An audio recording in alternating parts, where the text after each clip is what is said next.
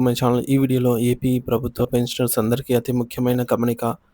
పూర్తి వివరాలైతే వీడియోలో తెలుసుకుందాము. వీడియోని అయితే ఎక్కడే గానీ స్కిప్ చేయకుండా ఎండ్ వరకు చూసేయండి. అప్పుడే ఇన్ఫర్మేషన్ పూర్తిగా అర్థమవుతుంది. అలాగే వీడియో చూస్తున్న ప్రతి ఒక్కరు వీడియోకి లైక్ చేయండి ఫ్రెండ్స్. ఈ వీడియోని తోటి పెన్షనర్ మిత్రులతో అయితే షేర్ చేయండి. కొత్తగా మన ఛానల్‌ని చూస్తున్నారు.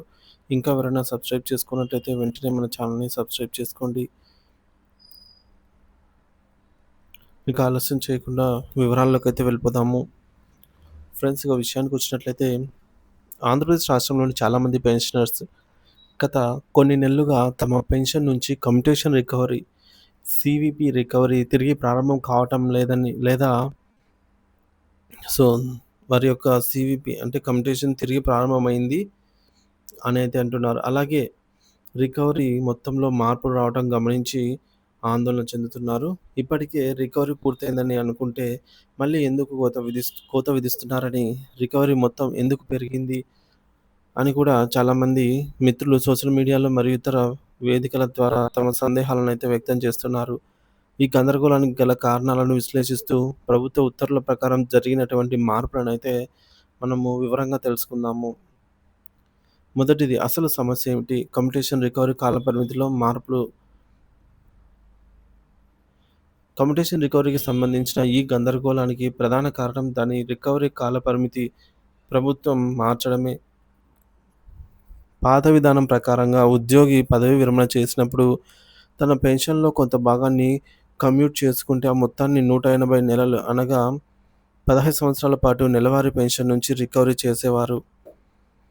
ఇప్పుడు కొత్త పీఆర్సీ సిఫార్సులు GOMS number 50 dated on 1 November 2022 ప్రకారంగా 2022 పే రివిజన్ కమిషన్ పీఆర్సీ సిఫార్సుల మేరకు రాష్ట్ర ప్రభుత్వం కమ్యుటేషన్ రికవరీ కాలాన్ని 180 నెలల నుంచి 135 నెలలకు అంటే 11 సంవత్సరాలు 3 నెలలకు తగ్గిస్తూ ఉత్తర్వులు జారీ చేసింది. తిరిగి పాత విధానం. సో ఇక్కడ మెమో చూడొచ్చు. Memo number 1957092 dated on 7th March 2024 ప్రకారంగా కేంద్ర ప్రభుత్వ నిబంధనలకు అనుగుణంగా రాష్ట్ర ప్రభుత్వం ఈ నిర్ణయాన్ని పునఃసమీక్షించి రికవరీ కాలాన్ని తిరిగి 180 నెలలకు పెంచుతూ మెమోనైతే జారీ చేసింది. ఈ విధానపరమైన మార్పుల వల్లనే ట్రెజరీ సాఫ్ట్‌వేర్‌లో కూడా మార్పులు జరిగి రికవరీ ప్రక్రియలో తాత్కాలిక అంతరాయం ఏర్పడింది. రెండవది, విధానపరమైన మార్పుల ప్రభావం. ఎందుకు రికవరీ ఆగింది మరియు తిరిగి ప్రారంభం ఎప్పుడు అనంటే, సాఫ్ట్‌వేర్ అప్డేట్. ప్రభుత్వం రికవరీ కాలాన్ని 135 నెలలకు తగ్గించినప్పుడు ట్రెజరీ అధికారులు ఆన్‌లైన్ సాఫ్ట్‌వేర్‌ను దానికి అనుగుణంగా అప్డేట్ చేశారు. దీంతో చాలామంది పెన్షనర్లకు 135 నెలల రికవరీ పూర్తవగానే వారి పెన్షన్ నుంచి కోత ఆగిపోయింది. రెండవది, నిర్ణయం వెనక్కి తీసుకోవడము. ప్రభుత్వం తిరిగి 180 నెలల రికవరీ విధానాన్ని పునఃసమీక్షించడంతో సాఫ్ట్‌వేర్‌ను మళ్ళీ మార్చవలసి వచ్చింది. మూడోది, రికవరీ పునఃప్రారంభం. 135 నెలలు పూర్తయ్యి రికవరీ ఆగిపోయిన వారికి మిగిలిన 45 నెలలు రికవరీని తిరిగి ప్రారంభించారు. ఈ మార్పుల ప్రక్రియలో కొన్ని నెలల పాటు రికవరీ జరగలేదు. ఆ ఆగిపోయిన నెలల బకాయిలు ఇప్పుడు అదనంగా వసూలు చేస్తున్నారు. మూడోది, పెన్షనర్ల వర్గీకరణ మరియు వారిపై ప్రభావము. ఈ మార్పుల వలన పెన్షన్లను 3 రకాలుగా వర్గీకరించవచ్చు పెన్షనర్స్‌ని. మొదటి వర్గం, రికవరీ 130 నెలల కన్నా ముందే పూర్తయిన వారు. వీరికి ఎలాంటి సమస్య లేదు. వారి రికవరీ యథావిధిగా కొనసాగుతుంది. రెండో వర్గం వారు 130 నెలల రికవరీ పూర్తయ్యి కోత ఆగిపోయిన వారు. ఈ వర్గం వారు ఎక్కువగా గందరగోళానికి గురవుతున్నారు. 130 నెలలు పూర్తవగానే రికవరీ ఆగిపోయి పూర్తి పెన్షన్ అందుకున్నారు. అయితే ప్రభుత్వ తాజా ఉత్తర్వుల ప్రకారం వీరికి మిగిలిన 45 నెలల బకాయిలను తిరిగి రికవరీ చేస్తూ ఉన్నారు. మూడో వర్గం వారు రికవరీ తాత్కాలికంగా ఆగి బకాయిలతో తిరిగి ప్రారంభమైన వారు. సాఫ్ట్‌వేర్ మార్పుల సమయంలో 1 లేదా 2 నెలలు రికవరీ ఆగిపోయిన వారికి ఆగిపోయిన నెలల మొత్తాన్ని రాబోయే నెలల్లో వాయిదాల పద్ధతిలో అరియర్స్ రూపంలో సర్దుబాటు చేస్తున్నారు. దీనివల్ల వారి నెలవారీ రికవరీ మొత్తం తాత్కాలికంగా అయితే పెరుగుతుంది. నాలుగోది, ఒక ఉదాహరణతో విశ్లేషణ. ఒక మిత్రుడు పంపిన పేసిప్ ఆధారంగా ఈ పరిస్థితిని అయితే అర్థం చేసుకుందాము. సో మనకు ఒక పెన్షనర్ అయితే వారి పేసిప్ పంపారండి. వారి పేసిప్‌లో పదవీ విరమణ తేదీ డిసెంబర్ 2023గా చెప్పారు. సో, వారి డీటెయిల్స్ సాధారణ నెలవారీ కమ్యూటేషన్ వచ్చేసి వారికి రూ. 4,730 కోత అయితే విధిస్తుంది ప్రభుత్వము. రికవరీ ప్రారంభం వచ్చేసి డిసెంబర్ 3, 2013 నుంచి రికవరీ వచ్చేసి ముగింపు డిసెంబర్ 2, 2028 వరకు. సో, ఏం జరిగింది? ఏంటి అని పూర్తి వివరాలు చూసుకున్నట్లయితే ప్రభుత్వ ఉత్తర్వుల మార్పుల వల్ల సాఫ్ట్‌వేర్ అప్‌డేట్ సమయంలో ఈ పెన్షనర్‌కు మార్చి 2025 మరియు ఏప్రిల్ 2025 నెలల్లో రికవరీ జరగలేదు.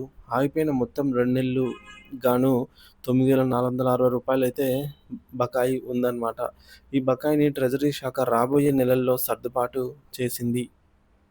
మరి బకాయిల రికవరీ ఎలా జరిగిందంటే, అతనికి మే నెలలో రికవరీ అనేది స్టార్ట్ అయ్యి, సాధారణ రికవరీతో పాటు బకాయిలలో కొంత భాగాన్ని కూడా రికవరీ చేస్తున్నారు. సో, సాధారణంగా కట్ అయ్యే అమౌంట్ కంటే ఎక్కువ కట్ అవుతుంది. సాధారణంగా రూ. 4,730 కట్ అయితే, ఇప్పుడు రూ. 7,095 కట్ అవుతుంది. అలాగే జూన్ నెల రికవరీ కూడా సేమ్ అంతే. సో, ఈ యొక్క రికవరీ ఏదైతే రూ. 9,460 పూర్తిగా రికవరీ జరిగే వరకు వారికి ప్రతి నెల వారి యొక్క కమ్యుటేషన్ అమౌంట్ ఎంతైతే ఉంటుందో, సో, అంతకు దాన్ని మనం 1 అనుకున్నట్లయితే 1.5 అంటే అంతలో మళ్ళీ సగం అన్నమాట. సో, వారి కమ్యుటేషన్ అమౌంట్ ఇంటూ 1గా చెల్లించేవారు.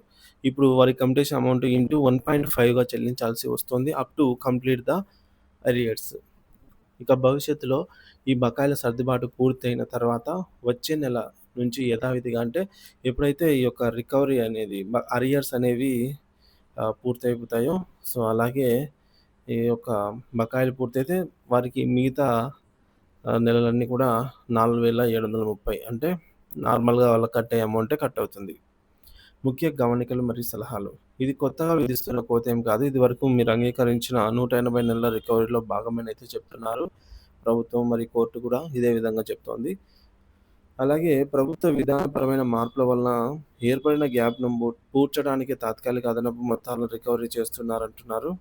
మీ మొత్తం రికవరీ 180 నెలలు దాటైతే జరగదు. మీ వ్యక్తిగత రికవరీ వివరాలు, బకాయిల సర్దుబాటు గురించి మరింత స్పష్టత కావాలంటే దయచేసి మీ యొక్క సబ్ ట్రెజరీ కార్యాలయం ఎస్‌టీఓ లేదా జిల్లా ట్రెజరీ కార్యాలయం డీటీఓని సంప్రదించండి. మీ పెన్షన్ పేమెంట్ ఆర్డర్, పీపీఓ మరియు పే స్లిప్‌లను తీసుకెళితే వారు మీకు ఖచ్చితంగా పూర్తి సమాచారాన్ని అయితే అందించగలరు. Thank you for watching this video.